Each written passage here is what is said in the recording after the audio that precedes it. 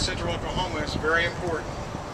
And we also have, and are pleased to have our partners with us today, who will be some of the speakers, and they can explain their part in the campaign. And we'll introduce those as they come forward for their opportunity at the microphone. The focus today is really about ozone, and in particular ground level ozone. In Oklahoma during these summer months, it becomes a major health issue for us, and has been an important health issue for EPA in determining what the regulations are. But for Oklahoma, certainly, it's the summer months. As you know, June, July, and August are almost unbearable. But for people of all ages who are active, for the very young, and for the elderly, it's particularly important because they're susceptible to the harm that can be caused by ground level ozone. So as we move forward, our goals are to reduce ground level ozone levels. And that's what we're here today to talk about.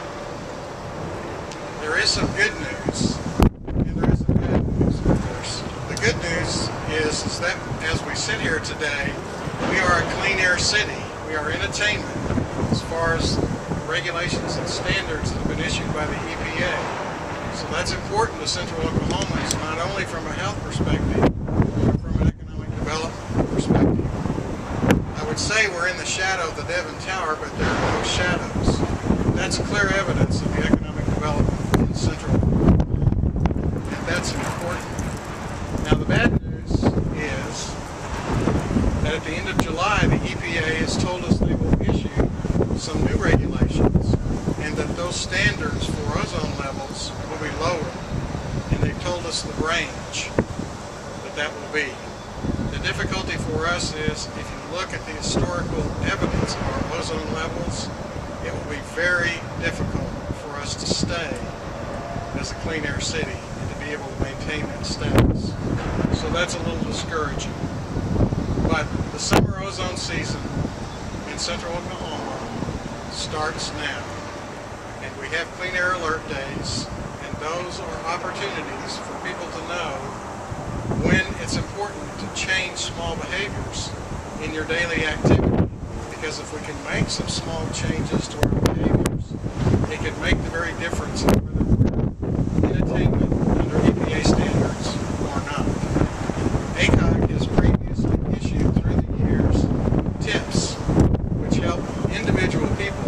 People may say, well, what the heck can I do to make a difference in the ozone levels?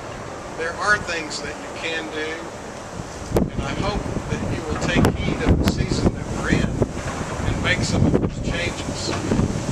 My favorite two tips, which I'll share with you, is number one, do not mow your yard on an alert day. Every male in Central Oklahoma ought to be able to relate to that. The second thing is that on alert days, either don't fill up your gasoline tank or wait until dark or in late evening to fill up your gas tank. There are lots of vapors that escape when you fill your tank, and that adds to the ozone problem. So those are the two tips that I will share with you, which everyone can do, which are pretty simple, cheap, and easy.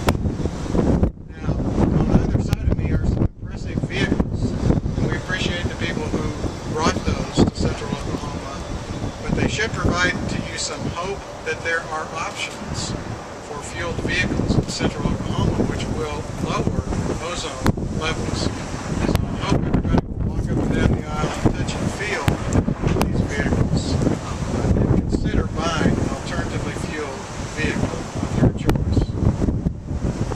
At this time, it's my pleasure to introduce probably the second most powerful woman in Central Oklahoma. It's Chairman